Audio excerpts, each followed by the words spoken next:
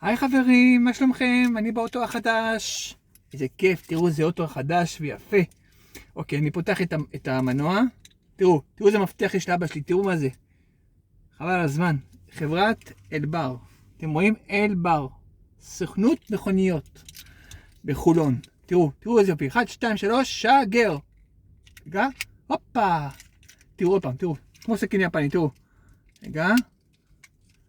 1, 2, 3, בום, שגר. הופה. שם פה. פתרתי את המנוע. עכשיו אני אסדר לאבא שלי את המולטימדיה. תראו איזה מולטימדיה יפה. הופה. תראו איזה... רק שנייה, אני ארחיב אותו. תראו, זה המולטימדיה של אבא שלי. זה המצלמת ההבטחה שקניתי לו אתמול.